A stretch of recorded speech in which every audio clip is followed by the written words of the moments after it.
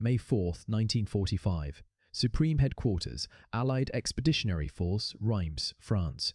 General Dwight D. Bay. Eisenhower sits at his desk, studying reconnaissance reports showing Patton's Third Army tanks rolling toward the Czech border. Less than 50 miles away, Prague erupts in rebellion. Czech radio broadcasts desperately into the void, calling all Czechs, "Come to our help at once." The voices crack with urgency. They're calling for the Americans. Patton's armored divisions are closer than the Soviets by dozens of miles. His tanks could be in Prague within 48 hours. The general already has his orders drawn up. Then the telephone rings. It's a message from Marshal Alexei Antonov in Moscow. The Soviet Chief of Staff has a request. Stop Patton. Hold at Pilsen. Let the Red Army take Prague. Eisenhower stares at the map. American troops are positioned to save thousands of Czech lives, but doing so might shatter the alliance that just defeated Hitler. One decision will determine who liberates Prague. One decision will shape the next 40 years of European history. One decision that Eisenhower will defend for the rest of his life, and that millions will curse as the greatest betrayal of World War II. George Smith Patton had spent 4 years perfecting the art of mobile warfare. His Third Army had swept across France faster than anyone thought possible. They'd broken through the Ardennes. They'd crossed the Rhine. By early May 1945, his tanks were running almost unopposed through Bavaria and into Czechoslovakia. The Germans were collapsing, not surrendering. Collapsing. Wehrmacht units were throwing down their weapons and fleeing westward, desperate to reach American lines before the Soviets could cache them. They knew what waited behind them. The Red Army had seen what Germany did to Russia. Now Russia was returning the favour with interest compounded by 4 years of brutality. On May 4th, Eisenhower gave Patton conditional permission to advance into Czechoslovakia. The authorization came with a specific geographic limit, the Karlovy Vary to Plzeň, to Ajkeg Bustej Erjovices line. Americans call it the Carlsbad Pilsen Budweis line. It's roughly 40 to 50 miles west of Prague. Patton's forces were already approaching it. The 16th Armoured Division, elements of the 2nd and 97th Infantry Divisions, all moving fast through light resistance. German troops weren't fighting Americans anymore. They were running from Russians. Then came May 5th. 12:33 in the afternoon. A voice cuts through the static on Czech radio. The announcer, speaking in Czech now instead of German, issues the call that will echo through history, calling all Czechs. The radio station on Vinohradská Street is under attack. SS troops are trying to retake it. Czech police officers and resistance fighters are holding them off, but barely. The broadcast goes out again and again. We are defending Prague. We will defend Prague. Come to our help immediately. The Prague Uprising has begun. What the Czech people don't fully understand is that their timing is catastrophic. The Americans they're calling for have just been told to stop advancing. The Soviets they're not calling for are still 120 miles away, locked in brutal combat with German Army Group Center. For the next 4 days, Prague will burn while 2 great armies decide its fate based on considerations that have nothing to do with saving Czech lives. Here's what's happening in the city. Czech resistance fighters, many of them untrained civilians, are building over 1,600 barricades throughout Prague. They're using cobblestones torn from the streets, overturned trams, and furniture dragged from apartments. Women and teenagers are mixing Molotov cocktails in basement kitchens. The resistance has perhaps 30,000 fighters. Most of them have no military experience. Many have no weapons beyond kitchen knives and iron bars. Facing them are approximately 40,000 German troops, many from SS units, along with Wehrmacht forces trying to fight their way west to escape the approaching Soviet armies. The fighting is savage from the start. German forces respond to the uprising with characteristic brutality. They use tanks to blast through barricades. They execute civilians in the streets. On Wenceslas Square, bodies pile up as SS troops fire indiscriminately into crowds. The Czech fighters are using whatever weapons they can capture or scavenge. Every German soldier killed means one more rifle for the resistance. Every tank disabled provides temporary cover. The resistance holds the radio station, and that becomes the voice of the uprising, broadcasting appeals for help to anyone who will listen. But help isn't coming from where they expect it, because 50 miles to the west, General George Patton is seething with frustration. His Third Army is sitting at Pilsen, within easy striking distance of Prague. On May 5th and 6th, he sends multiple requests to Eisenhower's headquarters, asking for permission to advance. "Let me go to Prague. My armor can be there in hours. We can save that city. The Czech underground is begging for help. We're the closest allied force. Let me roll. Eisenhower says no. The reason is complicated, but it comes down to a promise made to Moscow. On May 4th, before the Prague Uprising even started, Eisenhower had informed Soviet Marshal Antonov that American forces might advance beyond the Pilsen line toward Prague. Antonov's response was immediate and sharp. No.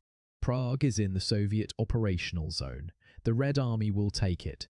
Antonov reminded Eisenhower of something critical. Earlier, Eisenhower had asked the Soviets to hold back from Lubeck at the entrance to Denmark, leaving that city open for British Field Marshal Montgomery's forces to capture.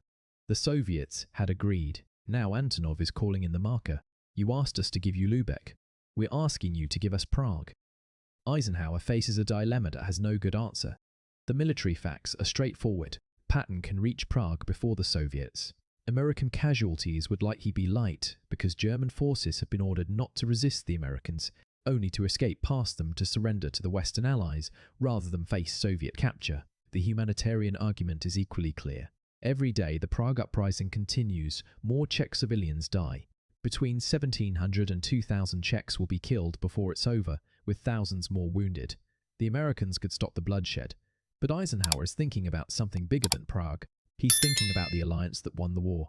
That alliance is already showing cracks. Arguments over Berlin. Disputes over occupation zones. Tension over Poland. The Soviets have carried the heaviest burden of the war, facing roughly 75% of German forces and suffering casualties that dwarf American and British losses combined. Now, as victory approaches, Stalin is deeply suspicious that the Western Allies might try to grab German territory beyond what was agreed at Yalta. Prague sits inside what was designated as the Soviet sphere of operations. If American tanks roll into Prague against Soviet wishes, Stalin will see it as a betrayal. And betrayed allies might not stay allies when the war with Japan still needs to be finished. There's another calculation happening that few historians like to acknowledge openly. The German forces between Prague and Patton's position aren't really fighting anymore, they're fleeing. But the German forces between Prague and Marshal Ivan Konev's Soviet armies are fighting with desperate ferocity. They know what capture by the Soviets means, so they're throwing everything they have at the Red Army while trying to slip past the Americans. This creates a perverse situation where German forces are effectively using American positions as a sanctuary while still killing Soviet soldiers. If Eisenhower lets Patton race to Prague, he's essentially providing cover for German troops who are still actively fighting and killing Russia's soldiers. How does he explain that to Stalin? On May 6th, Patton's 16th Armoured Division entered Pilsen to wild celebrations. Czech civilians flood the streets with flowers, kisses, and tears of joy. They think liberation is spreading. They think Prague is next. The soldiers think so too. Patton's staff has routes planned. Fuel is allocated. The Czech resistance is holding out. Everything is ready. Then the order comes from Supreme Headquarters. Stop. Hold at Pilsen. Do not advance further. Patton is furious. His diary entries and conversations from these days are laced with bitterness. He can see the prize. He can hear the radio appeals from Prague. He knows his army can take the city with minimal American casualties. And he's being told to sit still for political reasons. To Patton, politics is a dirty word. War is about killing the enemy and taking territory. War is about winning. Standing 50 miles from a dying city while you have the power to save it isn't winning. It's something else entirely. But Eisenhower isn't budging. He's received explicit backing from Army Chief of Staff George Marshall, who cables that he would be loath to hazard American lives for purely political purposes. That might sound strange, given that letting Patton go would likely save American lives in the sense that resistance would be minimal. But Marshall's calculation is different. If American forces enter Prague against Soviet wishes, and if that triggers a breakdown in Allied cooperation, the resulting chaos could cost far more American lives in the long run. Japan hasn't surrendered yet. The United States needs Soviet help in the Pacific, or at least needs the Soviets not to become an active problem.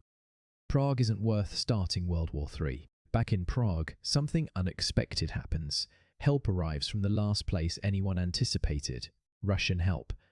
But not from the Red Army. From the Russian Liberation Army, a force of anti-Soviet Russians fighting for Germany under General Andrei Vlasov. The 1st Division of Vlasov's army, about 20,000 men, is retreating westward through Czechoslovakia, trying to reach American lines when they hear about the Prague Uprising on May 6th. General Sergei Bunyashchenko, commanding the division, makes a decision that will doom him and his men, but temporarily save Prague. He turns his forces around and attacks the Germans. It's one of the strangest moments of World War II. Russian soldiers fighting for Nazi Germany suddenly switch sides and start fighting against Nazi Germany to save Czech civilians from Nazi Germany. Their motivation is complex. Some genuinely want to help the Czechs. Some see it as a last chance to redeem themselves and Sovietize by fighting the Germans. Some simply recognize that the war is over and they're on the wrong side. For 2 days, Vlasov's troops fight German SS forces in Prague streets. They have tanks, heavy weapons, and combat experience. They tick the balance. By May 8, they've helped the Czech resistance push most German forces out of the city centre. But Bunyashchenko knows what's coming. The Red Army is approaching. When Soviet forces arrive, they won't distinguish between Germans and Russian collaborators fighting for Germany. Vlasov's men will be shot or hanged as traitors, no matter what they did in Prague. On May 8th, Bunyashchenko orders his division to leave Prague and continue fleeing west toward American lines. Most of them make it. The Americans take them as prisoners and then, following agreements with the Soviets, hand them over to Stalin's forces. Vlasov himself is captured by the Red Army. He's taken to Moscow, tried for treason, and hanged on August 1st, 1946. Thousands of his soldiers are executed or sent to the Gulag. On May 9th, 1945, Marshal Ivan Konov's Soviet tanks finally rolled into Prague. The Germans have mostly fled or surrendered. The Czech resistance has already liberated much of the city at terrible cost. But the Soviet Union claims credit for Prague's liberation. May 9th becomes Liberation Day in Czechoslovakia, commemorating Soviet heroism. The awkward fact that the city was largely freed before Soviet arrival is buried under decades of official history. The even more awkward fact that Russian collaborators fighting for Germany helped save Prague is erased completely. The Czechs who survived the uprising greet the Soviet soldiers with genuine gratitude initially. They've been through 5 days of hell. Any liberators are welcome liberators. But as the Red Army settles in, the mood begins to shift. Soldiers loot. Officers requisition homes. Political officers start asking who is in the resistance and what their political views are. The Czechoslovak Communist Party, backed by Soviet power, begins positioning itself for the post-war political struggle, but that comes later. In May 1945, Czechoslovakia was still free, occupied by both Soviet and American forces as agreed, with the expectation that both will withdraw and Czechoslovakia would remain independent and democratic. For now, Patton's men sit in Pilsen, wondering what might have been. They're less than 50 miles from Prague. They could have been there. They could have been the liberators. Instead, the laurels go to the Soviets, and the Americans become a footnote in Prague's story. Patton will never forgive the decision. In conversations after the war, he argues that the United States should have pushed as far east as possible while we had the chance. He sees the Soviet Union as the next threat, and he's not shy about saying so. It gets him in trouble. Eisenhower removed him from command of the Third Army in October 1945 for making inflammatory statements about denazification policies and for his increasingly open hostility toward the Soviets. 3 months later, Patton died from injuries sustained in a car accident in Germany. Eisenhower defends his Prague decision for the rest of his life. In interviews and in his memoirs, he returns to the same points. First, military operations must be coordinated between allies to prevent friendly fire incidents. Soviet and American forces advancing on Prague from opposite directions without clear coordination could have resulted in the two armies firing on each other in confusion. It had almost happened before with aircraft. Second, the zones of occupation had already been agreed upon. Czechoslovakia was to be evacuated by both Soviet and American forces shortly after the war ended. Taking Prague wouldn't have given the United States any lasting control or influence over the country's political future. Third, the cost-benefit calculation didn't justify the risk. Antagonizing the Soviets over a city that was going to be under joint occupation anyway could jeopardize cooperation on more important matters. But here's what Eisenhower doesn't say publicly, though it's clear from the documentary record. He's walking a tightrope. Roosevelt had just died on April 12th. Truman has been president for less than a month and is still finding his footing. The alliance with the Soviet Union is fragile but still exists. The war with Japan is expected to continue for at least another year, with horrific casualties projected for the invasion of the Japanese home islands. American military planners are counting on Soviet entry into the Pacific War to tie down Japanese forces in Manchuria. Anything that damages the alliance before Japan surrenders could cost hundreds of thousands of American lives. Against that calculation, Prague is a tragic but necessary sacrifice. The great what-if of Prague is impossible to answer definitively. If Patton had rolled into Prague on May 6th or 7th, what would have happened? The most likely scenario is that German forces would have melted away without fighting. The Czech uprising would have ended quickly with lower casualties, and American troops would have occupied the capital. The Red Army, approaching from the east and south, would have taken the rest of Czechoslovakia. By pre-arranged agreement, both forces would have withdrawn in the following months. Czechoslovakia would have returned to independence. So what would have changed? The optimistic interpretation suggests that an American liberation of Prague might have shifted Czechoslovak political development in the post-war period. The psychological impact of American liberators rather than Soviet ones could have strengthened democratic forces and weakened communist influence in the critical elections of 1946. Perhaps Czechoslovakia would have aligned more closely with the West. Perhaps the communist coup of February 1948 would never have happened. Perhaps Czechoslovakia would have escaped 41 years of Soviet domination. The pessimistic interpretation, and the one most historians find more convincing, is that Prague's liberator mattered less than geography and power realities. Czechoslovakia sits in Central Europe, surrounded by territories the Soviet Union controls through occupation. Poland to the north. The Soviet occupation zone of Germany and Austria to the west. Soviet-occupied Hungary to the south. Soviet forces were physically present throughout Eastern Europe in overwhelming numbers. Stalin made clear that he considered Eastern Europe his sphere of influence, compensation for the Soviet Union's staggering losses and security buffer against future invasion from the West. No amount of symbolic liberation was going to change that calculation. When the communists took power in Czechoslovakia in 1948, they did it through political maneuvering backed by the implicit threat of Soviet military intervention, not through force of arms. Both American and Soviet occupation forces had long since withdrawn from Czechoslovakia by then. The real significance of the Prague decision isn't about Prague itself, it's about what it revealed. By May 1945, the alliance against Hitler was already transforming into the competition that would define the Cold War. Prague was one of the first tests of that new reality. Would the Western Allies challenge Soviet ambitions in Eastern Europe? Or would they accept a division of spheres of influence? Eisenhower decided to accept that division, at least for the moment. Churchill wanted to challenge it, to push east as far as possible and use occupied territory as bargaining chips to force the Soviets to honor their promises about free elections and democratic governments in liberated territories. But Churchill no longer had the power to impose his will. British forces were exhausted. Britain itself was nearly bankrupt. The United States had the power, but Eisenhower and Marshall calculated that using it to grab Prague wasn't worth the risk to alliance unity. Here's the bitter irony that haunts the decision. The precautions Eisenhower took to preserve the alliance didn't preserve it. The alliance fractured anyway. Within months of Germany's surrender, the wartime cooperation dissolved into suspicion and hostility. The Soviets imposed communist governments throughout Eastern Europe. They blockaded Berlin in 1948. Churchill gave his Iron Curtain speech in 1946, declaring that, from Stettin in the Baltic to Trieste in the Adriatic, an Iron Curtain has descended across the continent. The Cold War came whether the Americans took Prague or not. So was Eisenhower wrong?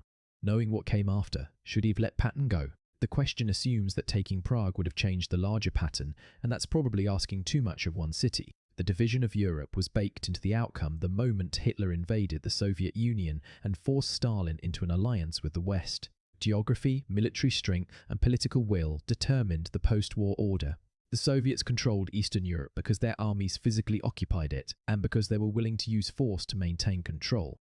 The Western Allies weren't willing to start World War III to prevent it. That calculation didn't change based on which army entered Prague first. But here's what did change. The symbolism. The memory, the sense of betrayal. For the Czechs who fought in the Prague Uprising, who died on barricades waiting for American help that never came, the decision felt like abandonment. For decades under communist rule, they remembered that American tanks were 50 miles away while they bled in the streets. That memory poisoned Czech-American relations during the Cold War. It fed communist propaganda about American unreliability. It left scars that outlasted the regimes that exploited them. For Americans, particularly for the soldiers of the Third Army, Prague became a symbol of political interference in military victory. Patton became a martyr to the idea that politicians lost what soldiers won. The narrative took hold that Eisenhower's caution gave away Eastern Europe, that Churchill's warnings were ignored, that the West betrayed its friends and empowered its future enemy. It's a narrative that oversimplifies a complex situation, but it endures because it contains enough truth to feel right. May 5th, 1945 to May 9th, 1945. 5 days that bridge two eras. 5 days when World War II was ending and the Cold War was beginning. 5 days when George Patton sat in Pilsen with the power to reach Prague and was told to stand down. 5 days when Czech resistance fighters died on barricades, calling for help that was deliberately withheld. 5 days that Dwight Eisenhower would defend as the right decision made for the right reasons in impossible circumstances. Was he right? Historians still argue about it, 80 years later. What we know for certain is this: Prague rose expecting American liberation and received Soviet occupation. Czechoslovakia remained free for 3 years before the communists took power. For the next 41 years, until the Velvet Revolution of 1989, the Czechs lived under Soviet domination. Whether Patton's tanks could have changed that is unknowable. What isn't unknowable is that the decision not to try left wounds that never fully healed. The Prague decision stands as a reminder that the greatest military victories don't always produce clear moral outcomes. Sometimes you win the war and still lose the peace. Sometimes you save your alliance by sacrificing your friends.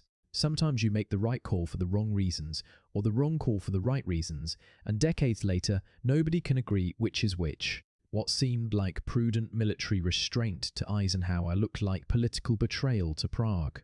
What seemed like necessary alliance management to Washington looked like cowardice to Patton's army. History is written by the victors, but sometimes the victors can't agree on what they won or what they lost. Today, in the Czech city of Pilsen, they celebrate Liberation Day on May 6th, commemorating the American Third Army's arrival. There's a Patton Memorial Museum, statues, annual festivals with American veterans. The Czechs in Western Bohemia remember who freed them and honor that memory. But in Prague, just 50 miles east, the monuments tell a different story. Soviet memorials. Liberation by the Red Army. A history written by the power that occupied the city, not by the power that could have, but chose not to. So what do you think? Was Eisenhower right to stop Patton at Pilsen? Could American tanks in Prague have changed the course of the Cold War? Or was the division of Europe inevitable regardless of who reached Prague first? How do we balance alliance politics against humanitarian intervention? Drop your thoughts in the comments. If you found this deep dive into one of World War II's most controversial decisions fascinating, hit that like button and subscribe for more untold stories from history's greatest conflicts. Next time, we'll explore another moment when military capability and political calculation collided with human cost hanging in the balance. Thanks for watching.